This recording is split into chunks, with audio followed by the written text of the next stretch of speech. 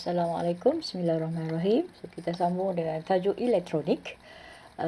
Rajah 11.1 menunjukkan simbol bagi satu transistor. So, diagram 11.1 shows the symbol of a transistor. Namakan jenis transistor tersebut. Name the type of transistor. So, kita tengok je simbol ataupun arah anak panah ni. So, arah dia ke bawah ni kan. So, kalau ke bawah macam ni, definitely ialah apa? Transistor NPN atau NPN transistor. Okey, itu soalan yang mudah lah. Okey, yang kedua, soalan B. Rajah 11.2 menunjukkan 4 litar JKL dan M mengandungi pengesan ataupun perintah pekerjaya, PPC dan termistor, sel kering, perintah R1 dan R, transistor dan mentol. Anda dikenaki menentukan litar yang paling sesuai untuk menyalakan mentol secara automatik hanya apabila keadaan gelap. So, diagram 11.2 shows 4 circuits J, K, L and M containing detector ataupun light dependent resistor LDR and thermistor, dry cell, resistor R1 and R, transistor and bulb. You are required to determine the most suitable circuit that can be used to light up the bulb automatically only when it is dark. Okey, so dia cerita kaji ciri-ciri tu. Okey, so jenis pengesan, type of detector, kedudukan pengesan, the position of detector, sambungan bagi terminal sel kering, the connection of the terminal of the dry cells, kedudukan bagi mentol, the position of the bulb. So kita tengok je gambar rajah ni. So kita ambil yang pertama, tujuan dia ialah untuk menyalakan mentol secara automatik hanya apabila gelap. So kita dah belajar, kalau nak gelap, kita kena letak di bawah kan. Dia mesti letak kat bawah. So, tapi letak dulu. The type of detector mestilah kita pilih sini. Apa detector kita ada? Thermistor dan LDR kan. So, kita ada dua. So, yang pasti sebab nak menyalakan lampu, nak kena kesan cahaya kan. Nak kena kesan cahaya. So, kita akan pilih LDR lah. So, kita pilih LDR. Kita pilih LDR kat sini. Nampak tak? So, litar K dah out, litar M dah out lah. Okey, betul tak? So, kita dah ada LDR, PPC. Okey, now kita tengok pula kedudukan pengesan. Ini yang kita belajar dalam konsep dalam kelas. Kalau nak menyala waktu malam, kita kena letakkan dekat ni, TU ni. Kena letak kat TU lah. So, dia tak letak sini. Sebab sini dia akan jadi siang menyala. Okay, so definitely ni out. So pilihan kita ialah tak ada, tengok sini ialah J. So kita tengok sini, kita argue sini. Kalau TU kita letak LDR dekat sini, so apa jadi? Waktu malam, waktu gelap lah waktu gelap rintangan akan jadi tinggi. Itu memang ciri dia kan. Waktu gelap rintangan tinggi. Bila rintangan tinggi, so kita juga belajar beza kebayaan voltan sama dengan ataupun berkadar terus dengan rintangan. Daripada formula apa? V sama IR kan. Jadi V sama IR. So kita dapat V berkadar terus dengan R. Maknanya kalau R LDR, ini refer pada LDR lah. Maknanya voltage dekat LDR akan juga tinggi. Dan voltage LDR ni sebenarnya berada dekat tapak kan. So kita panggil voltage tapak ataupun base voltage, yang mana dialah yang memulakan atau boleh menghidupkan transistor lah. Kalau dia tinggi daripada voltan apa? Cikgu tulis sini. Voltan tapak atau base voltage. Kalau tinggi daripada voltan sempang, ingat lagi? Ataupun junction voltage. So ni voltan tapak, base. Ini apa? Junction kan? So apa yang berlaku ialah maka IB akan flow lah. So IB akan mengalir. Bila IB mengalir, transistor, apa jadi? Transistor akan on. So bila transistor on, apa yang berlaku ialah bila transistor on, maka kenapa transistor on? Sebab IC flow, dan dia akan flow dengan banyak lah sebab dia besar kan. Itu cerita dia. Kalau kita letak di sini siang, kita buat tapi kalau orang tak payah sebab kita ada 10 minit je masa. Okey, kalau siang rintangan LDR akan rendah lah. Cikgu buat L Jadi voltage dekat L akan rendah. Tapi yang menentukan transistor on tak on kat sini, dekat base voltage. So TU ni. So apa jadi? Voltan dekat TU akan jadi rendah. Yang itu sama dengan base lah kan. So maknanya IB kosong. Bila IB kosong, IC kosong. So bila IC kosong, transistor akan off. Betul tak? So transistor off. So bila off tak menyala lah. That's what kita, kejap. Apa pula cikgu cakap ni? Minta maaf. Yang ini akan tinggi. Sorry kelas. Sebab kalau sini rendah, cikgu lupa nak tulis ni. Kalau sini rendah, automatik kat sini akan jadi apa? Tinggi lah. Sorry, minta maaf. Kalau sini V dia rendah, automatik kat sini V akan jadi tinggi lah. So, bila voltage tapak tinggi, IB mengalir lah kan. So, bila mengalir, IC juga akan mengalir. So, transistor akan on pada waktu siang. So, kita nak, yang ni kita nak transistor on waktu malam. That's why kita pilih LDR dekat TU lah. Okey, next dia apa? Sambungan terminal cycling. Okey, tak ada pilihan lah kan, kita tengok sini lah. So, maknanya kita nak cakap apa? Positif terminal sambung dekat V. Kita cakap itu. Kan? Okey, supaya kita nak arus mengalir lah kan. Kedudukan mentol, tak ada pilihan lah, mesti kat sini. Dia takkan kat sini.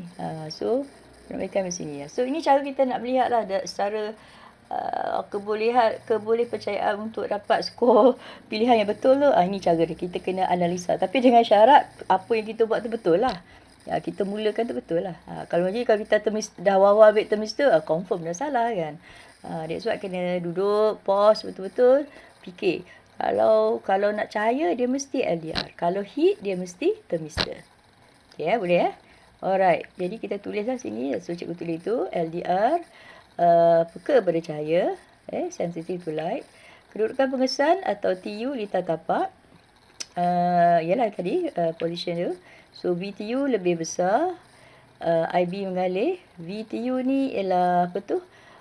Voltage dekat base lah. Large. So, IB flows lah. Okay.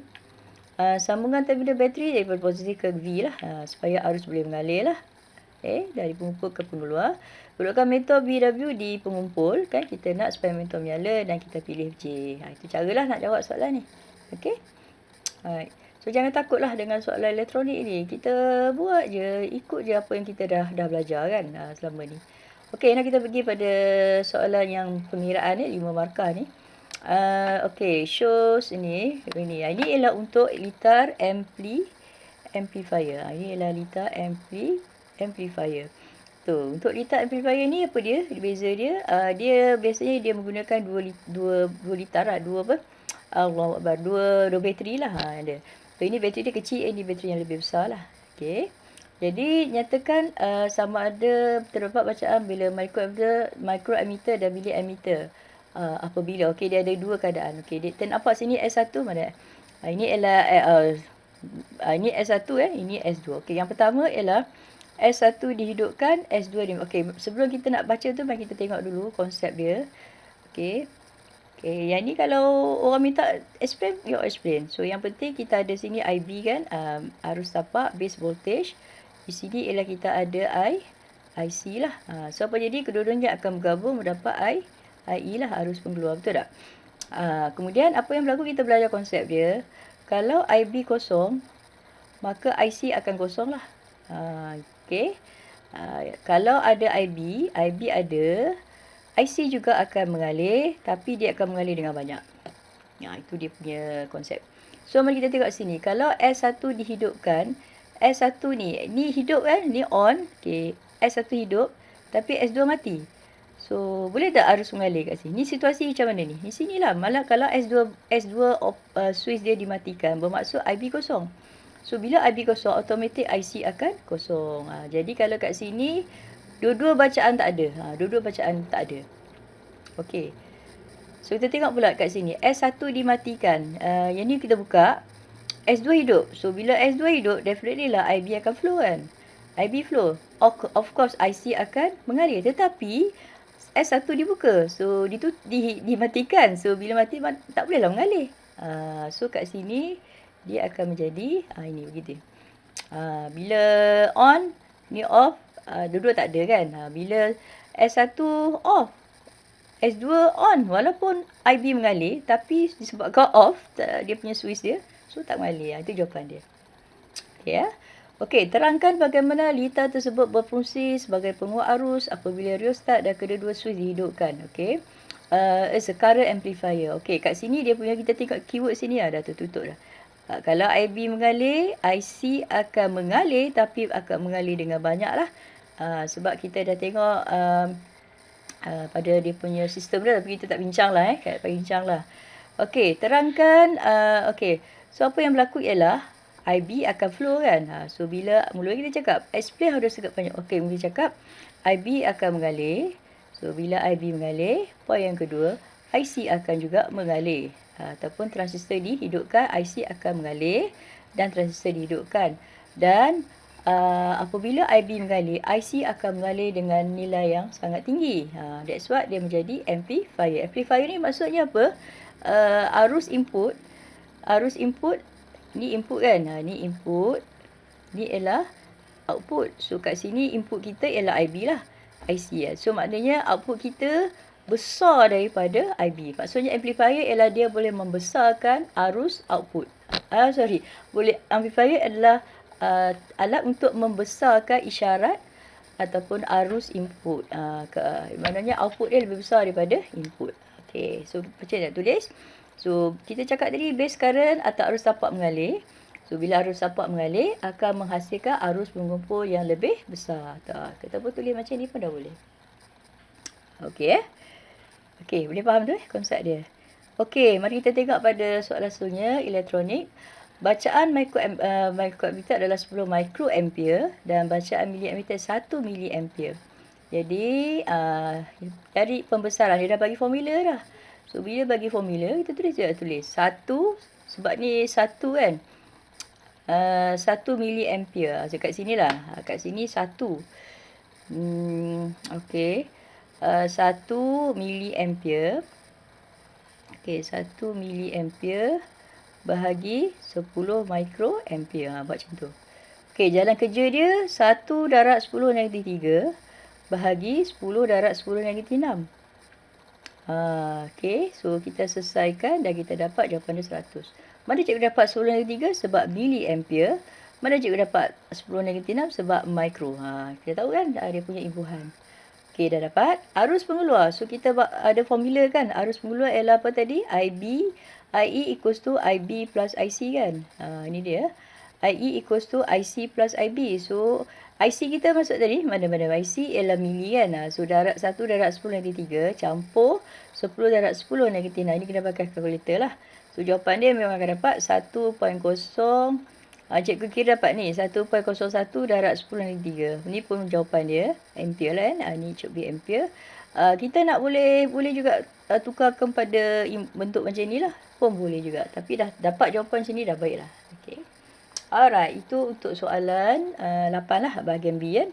So kita teruskan dengan soalan 8 bahagian C, masih lagi elektronik.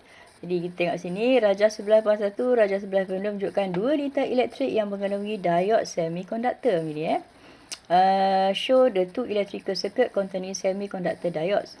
Okey, apakah yang dimaksudkan dengan semiconductor? What is meant by semiconductor? So jawapan mudah ialah bahan yang mempunyai kekondaksian atau rintangan antara penebat dan konduktor.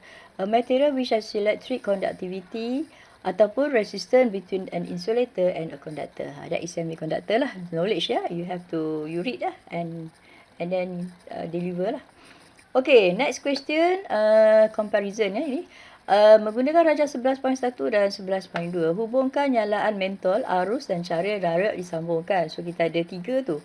Hubungkan nyalaan mentol, arus dan cara diode disambungkan ke terminal bateri untuk mendeduksikan satu konsep fizik.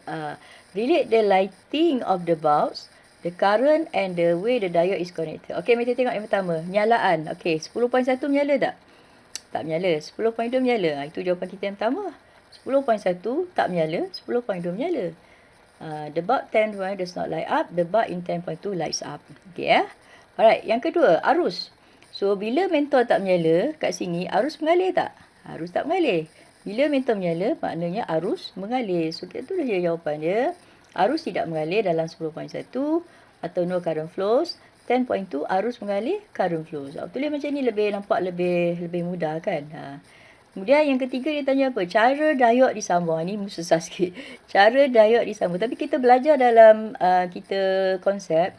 Kalau mentor tak menyala, maksudnya pincang songsang lah, reverse bias kan. Itulah jawapan dia. Diod disusun secara reverse bias. Yang ni diod disambung kepada bila mentor menyala, dia jadi forward bias. Kan senang jawapan dia. 10.1 reverse bias, pincang songsang. 10.2 pincang ke depan, forward bias. So apa yang kita dapat kat sini? Maknanya kalau diod disambung pincang songsang, arus tak mengalir. Kalau diod disambung secara pincang ke depan, arus akan mengalir. Itu dia punya konsep lah. So apabila diod dalam pincang ke depan, arus mengalir, mentor menyala. When a diode is forward biased, current flows and the bulb lights up. Kan mudah jawapan dia. Itu dia gitu. Jadi apa konsep kita nak bawa? Fungsi diod. Apa peranan diod? Diod membenarkan arus mengalir dalam satu arah saja. Okay, itu jawapan. Diode allows current to flow in one direction. Okay, nampak tak flow jawapan dia. Okay, alright. Now kita tengok pada soalan seterusnya. Okay. Diagram 11.3 show a full wave rectifier. Okay, litar rektifikasi penuh gelombang kan. Okay, so just nak ingat balik lah kalau penuh gelombang macam mana. So dia akan pergi ikut sini kan. So kalau lah ini katalah terminal A, terminal B. Okay, mula-mula sebab current dia macam ni kan. Ingat lagi tak input dia? Ni.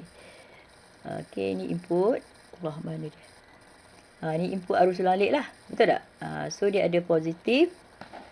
Dia ada positif dan ada negatif. So yang positif ni katalah kat sini positif kan. So arus ikut sini. So dia akan ikut sini kan. Lepas tu dia tak boleh sini. Lepas tu dia pergi. Kejap. Dia pergi sini. Okay, pergi sini. Pergi sini. Okay, pergi sini. Ni output kan. So biasanya kita letak perintang lah kat sini. R kan. So arus akan turun ke bawah. Okay, dia tak pergi sini kan. Dia akan pergi sini.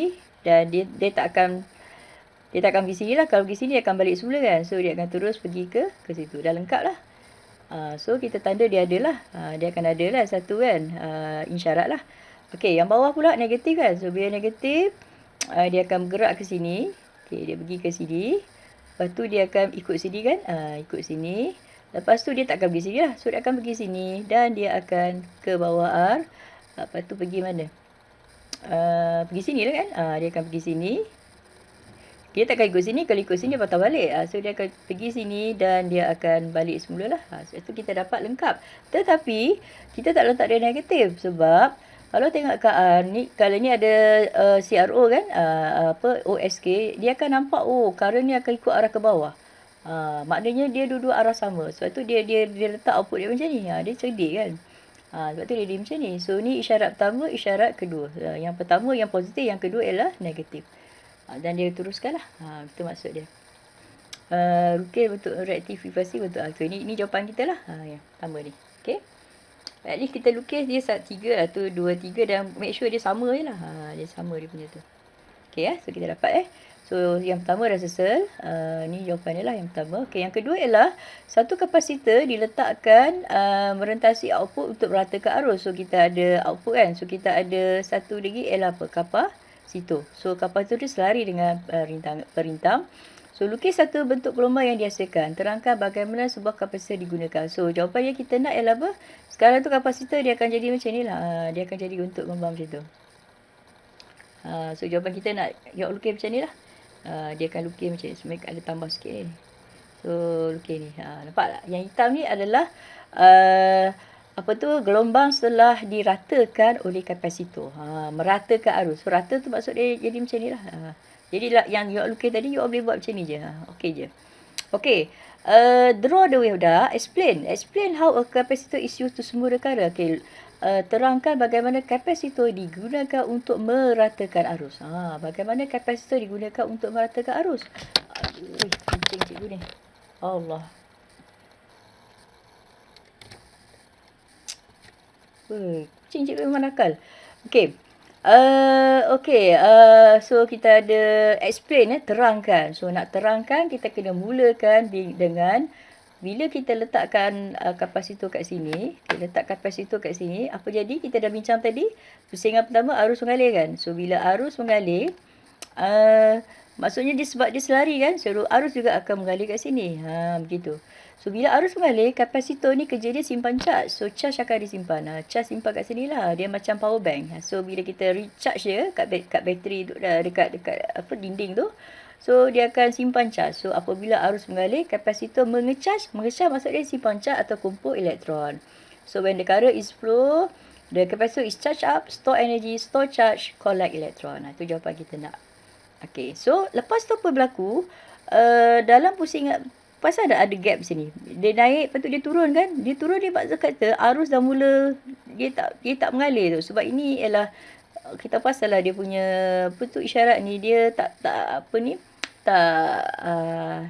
sama kan. Maksudnya dia punya nilai dia sentiasa berubah. Magnitude berubah. Arah berubah satu. Magnitude berubah. So bila magnitude berubah, maksudnya ini maksimum, tiba-tiba dia turun. Kemungkinan dia jadi kosong. Maksudnya sekarang ni arus makin lama makin tak ada kan. So time ni bila arus tak mula ni, apa berlaku ialah kapasitor tadi dia nampak bahawa di luar tak ada current. So apa kata? Tak apalah, dia tolaklah charge keluar. Dia masa ni lah dia nak gunakan duit dia, elektron dia.